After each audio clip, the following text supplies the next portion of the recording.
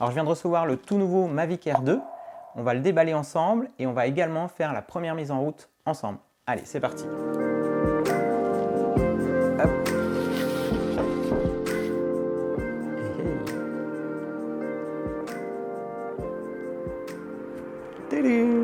Alors, donc j'ai choisi le pack Flymore Combo parce que c'est quand même plus rentable, surtout si vous comptez acheter des batteries. En fait, le prix d'une batterie, ça revient quasiment au surplus du pack.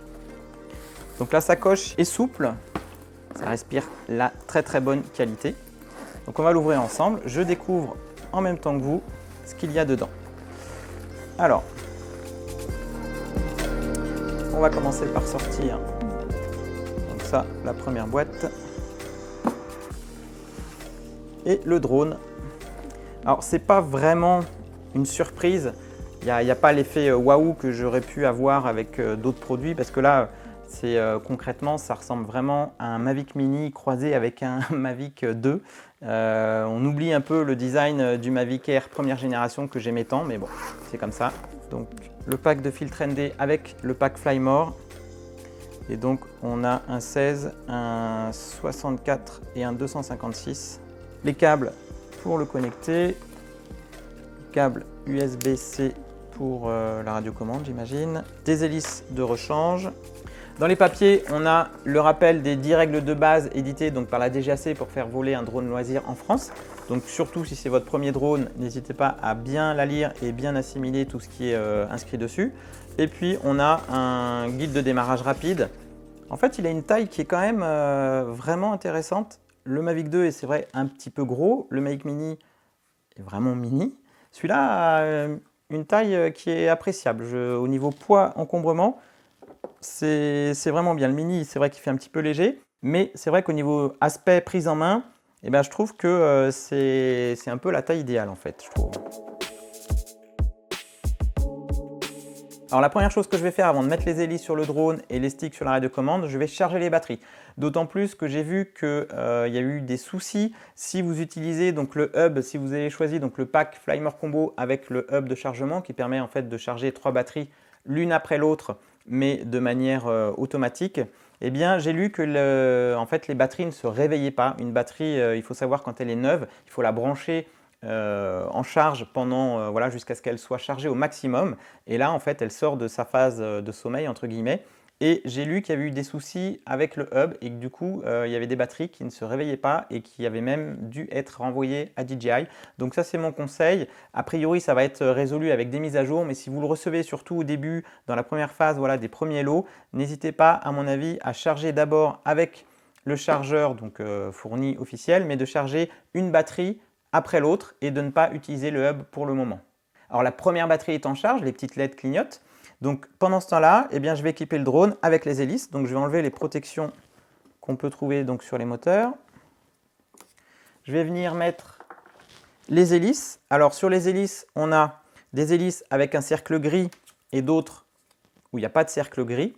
Donc il va falloir mettre en correspondance avec les moteurs. Donc là, il y a un cercle gris, je viens la mettre ici. Donc toujours pareil, c'est j'appuie, je la présente, je fais un quart de tour avec le moteur et hop, l'hélice est fixée. Alors si je me trompe, je vais essayer parce que j'ai lu aussi que apparemment sur le Mavic Air, voilà, si je mets une hélice qui n'a pas de cercle gris sur un moteur avec un cercle gris, eh bien ça va quand même et donc l'hélice sera montée à l'envers. Donc attention à ça, il faut vraiment bien faire attention aux sigles qu'il y a sur l'hélice et sur le moteur de manière à les faire correspondre. A priori, l'application à la mise en route des moteurs va détecter que l'hélice est à l'envers, mais attention à ça quand même, vérifiez bien que votre hélice comporte bien le repère qui correspond au moteur. Donc voilà, j'ai bien mes 4 hélices, donc je vérifie qu'elles tournent bien. Ok, donc ça c'est bon. Alors une fois qu'on a mis les hélices, je vais regarder un petit peu cette radiocommande que je découvre en même temps que vous. Alors au début j'avais peur qu'elle soit un peu plus imposante que les précédents modèles, mais franchement elle tombe très bien sous la main. Alors elle est plus imposante parce qu'elle a 2 batteries donc plus conséquentes, parce que le Mavic Air 2 donc, a une autonomie annoncée de 34 minutes. Bon, même si ce n'est pas réel, si on arrive à 30 minutes de vol, ce sera déjà très bien. Avec 3 batteries, eh bien, il faut aussi que la batterie donc, de l'arrêt de commande suive. Et c'est pour ça qu'elle est un peu plus imposante. Et du coup, la prise en main est vraiment excellente. Donc le système au-dessus, je le découvre en même temps que vous et je trouve ça vraiment très très pratique. Je vais essayer de mettre mon smartphone et voir si les boutons power ne touchent pas. Eh bien non, parce qu'on a une fente. Et du coup, est-ce que si je le fais glisser comme ça, ah si, là ça a appuyé sur mon bouton. Donc il faudra faire attention à placer les boutons de manière... Il y a des petites fentes hein, pour pas que ça appuie, mais à mon avis, il faudra quand même faire attention à ça. Mais bon, franchement, ça passe. Et là, il y a quand même de la marge, donc c'est plutôt bien. Les petits sticks donc, qui sont fixés dessous, je vais les enlever hop, pour les visser. Moi, personnellement, je ne les enlève jamais. Une fois que je les ai vissés une fois, je les laisse quasiment tout le temps parce que je trouve que c'est une perte de temps. Alors, c'est bien quand vous voulez voyager léger et tout, mais voilà, moi, j'aime bien les laisser sur la radiocommande. Et là, on a quelque chose de très, très compact. Le poids est bien réparti, on a une bonne visibilité. J'ai vraiment hâte de voler avec parce que, voilà, pour moi, ça faisait longtemps. Moi, j'utilisais un smartphone, un support smartphone qui venait se positionner au-dessus, justement. Là, du coup, je pense qu'au niveau ergonomie, on est vraiment bien. Alors, je vais vérifier l'état de charge de la radiocommande. Elle est à 3 LED sur 4. Je vais la charger en même temps que je charge la batterie du drone. Comme ça, au moins, je serai sûr d'avoir une batterie à 100%. Donc pour ça, je vais utiliser le même chargeur hein, qui est en train de charger la batterie. Il faut prendre le câble USB-C qu'on vient ici donc brancher sur la radiocommande et on vient le brancher ensuite sur le chargeur de la batterie. Alors pendant que la batterie du drone et la radiocommande sont en train de charger, eh bien on va télécharger l'application DJI Fly sur votre smartphone, que ce soit iOS ou Android. Vous allez sur le store, vous tapez DJI Fly et vous allez donc installer l'application. Si c'est votre premier drone DJI, il va falloir créer un compte DJI pour lancer l'application et commencer à l'utiliser. Alors j'ai lancé l'application, allumé la radiocommande, allumé le drone. Donc là c'est OK. J'ai DJI Care Refresh qui m'est proposé. Je vous expliquerai dans une prochaine vidéo, ce sera la vidéo juste après celle-ci, eh bien pourquoi je prends DJI Care Refresh avec le Mavic Air 2. Donc j'ai une mise à jour qui m'est proposée, donc je vais cliquer sur mettre à jour. Donc là je suis à 69% de chargement de la mise à jour. N'oubliez pas bien sûr, hein, j'ai oublié de vous préciser, mais avant d'allumer le drone, de bien enlever la protection de la caméra et de faire cette étape de mise à jour plutôt à l'extérieur, le drone en espace dégagé. Ou alors, si vous le faites en intérieur, de bien penser à enlever les hélices parce qu'on ne sait jamais ce qui pourrait se passer. Alors voilà, donc je suis arrivé à 100% de la mise à jour. Donc je ferme ici l'écran en cliquant sur la croix. Firmware pour Mavic Air 2 installé. Donc là, on va pouvoir aller voler. Mais avant tout, on va d'abord faire les réglages de base dans l'application avant de décoller. Donc je clique sur Vue caméra. Donc il y a une carte micro SD qui a été détectée, donc moi j'ai souhaité mettre une carte SD, mais il faut savoir qu'il y a quand même un espace de stockage interne, donc pour le premier vol, si vous n'avez pas de carte SD, ce n'est pas indispensable, mais moi je vous conseille quand même. Donc je vous réfère à mes différentes vidéos, je vous conseille une carte SD SanDisk, U3 minimum, parce que là on va enregistrer de la 4K, il va falloir une carte à haut débit. Une fois dans l'application, je vais cliquer au-dessus sur décollage autorisé pour faire apparaître donc les réglages de base comme le RTH que je vais régler. Donc là il est réglé par défaut à 30 mètres, ce qui correspond à peu près aux obstacles qui sont autour de moi, donc je vais le laisser à 30 mètres. L'altitude maximum 120 mètres, je vais la laisser également. Et la distance limite horizontale, je vais la baisser à 300 mètres. Voilà, donc comme ça me fait une sécurité et le drone n'ira pas trop loin de moi pour le premier vol. Paramètres de sécurité avancés, RTH au point de départ, donc ça c'est ce que je veux. Donc là on est bon, je reviens en arrière. Alors, il ne me le propose pas, mais je vais quand même faire un étalonnage du compas, comme c'est le premier vol du drone. Je vais cliquer donc sur démarrer et il me dit donc de faire pivoter le drone horizontalement. Et ensuite de le faire verticalement.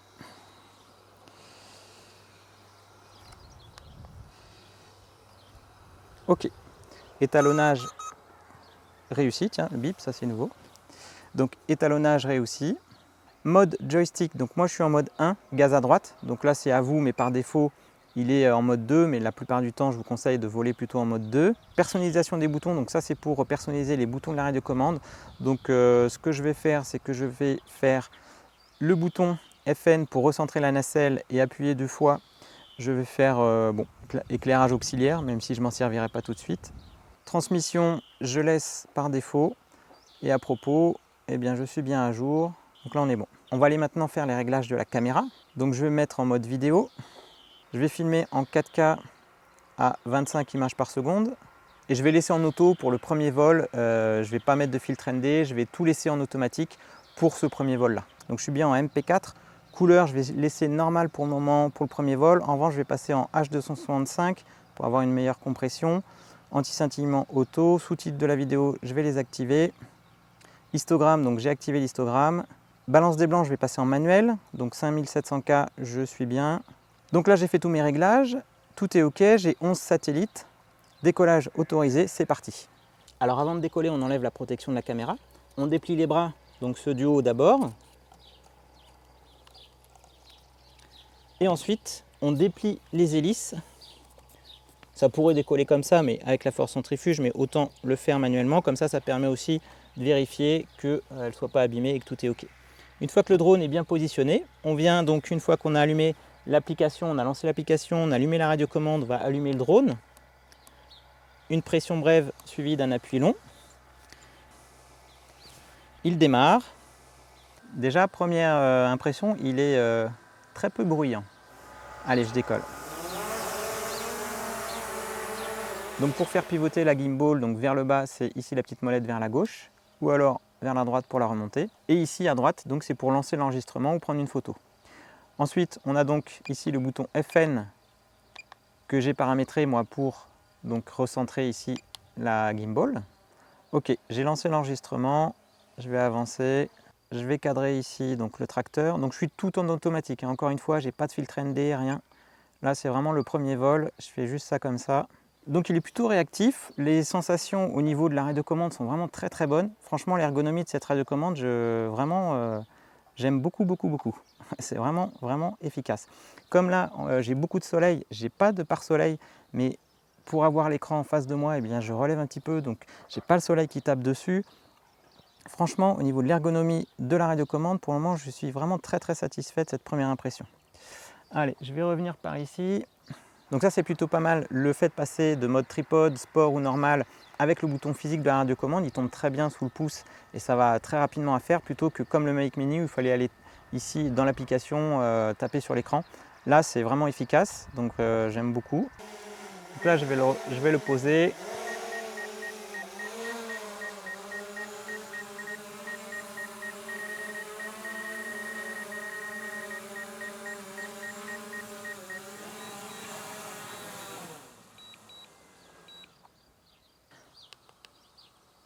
J'éteins le drone, j'éteins la radiocommande et je ferme l'application.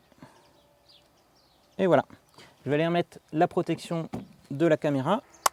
Voilà. Ça y est. Donc là, je vais le replier. Tac. Et tac. Alors voilà pour ce premier vol de mise en route. Je suis vraiment fan de cette radiocommande, je trouve ça très ergonomique, très pratique, c'est vraiment agréable. Le drone n'est pas bruyant, et il est très fluide, très agréable à piloter. Donc voilà, après il fonctionne avec DJI Fly qui est un peu moins complet que DJI Go 4. Je vais étudier tout en détail et puis je pense qu'il va y avoir des mises à jour. Mais notamment j'aurais bien aimé pouvoir régler la sensibilité des sticks, la sensibilité de l'inclinaison de la nacelle. Alors peut-être que ça y est ou que j'ai pas trouvé, mais bon voilà, ça c'est des choses qui à mon avis vont arriver avec le temps. Mais sinon la première impression c'est vraiment quelque chose de voilà, très agréable à piloter et surtout très fiable. On sent que c'est bien fini, que c'est vraiment très qualitatif. Alors si je résume, pour la mise en route du Mavic Air 2, quand vous l'avez sorti de la boîte, première chose, c'est vous charger les batteries. La batterie du drone, la batterie de la radiocommande. Si possible, si vous avez plusieurs batteries, si vous avez le pack Flymore, je vous recommande de charger les batteries une par une avec le chargeur individuel. Pendant ce temps-là, que les batteries chargent, vous préparez les hélices, les sticks sur la radiocommande. Une fois que tout est prêt, vous allez dehors. Vous pouvez installer donc les hélices sur le drone, donc vous dépliez les bras, vous installez les hélices. Une fois que c'est fait, vous vérifiez que tout est en ordre, vous enlevez la protection de la caméra, vous posez le drone, vous lancez l'application DJI Fly, vous allumez la radiocommande, vous allumez le drone. Une fois que c'est fait, qui se synchronise, il va vous demander, si c'est la première mise en route, de mettre à jour donc, la version firmware. Donc vous la faites. Une fois que c'est fait, on va paramétrer les réglages de base comme l'altitude de retour au point de départ, donc le RTH. Vous allez pouvoir délimiter une distance maximum horizontale. Et ensuite, on va aussi regarder un petit peu tout ce qui est réglage par rapport à la prise de vue vidéo. Mais ça, encore une fois, pour le premier vol, c'est pas ce qu'il y a de plus important. Le plus important, c'est plutôt la sécurité et tout ce qui est les modes de vol et le comportement du drone.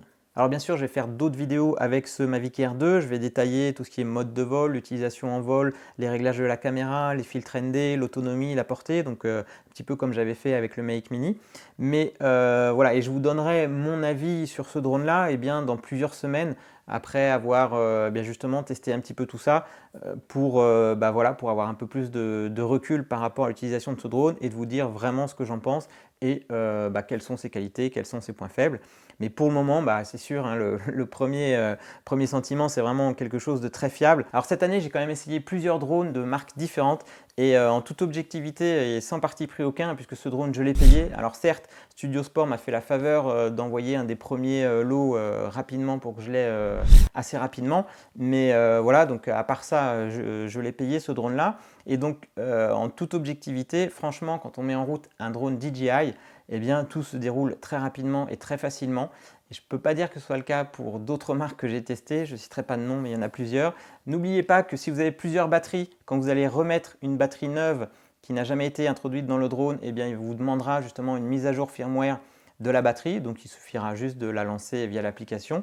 Mais voilà, pour chaque batterie, il faudra au moment de la première installation refaire une mise à jour qui va être beaucoup plus rapide que la première, mais voilà. Alors si vous rencontrez un problème de mise à jour via l'application, vous pouvez toujours faire la mise à jour via un PC en téléchargeant le logiciel. Donc sur le site DJI, c'est DJI Assistant 2. Vous connectez le drone en USB à votre ordinateur et vous faites la mise à jour firmware en liaison donc USB sur un ordinateur. Ça, c'est au cas où vous rencontriez des problèmes sur l'application. Sur ce, je vais aller en profiter pour voler avant que la pluie n'arrive. D'ici là, si vous avez des questions, que ce soit sur la mise en route ou sur les mises à jour firmware, n'hésitez pas à les poster dans les commentaires. J'essaierai de vous répondre.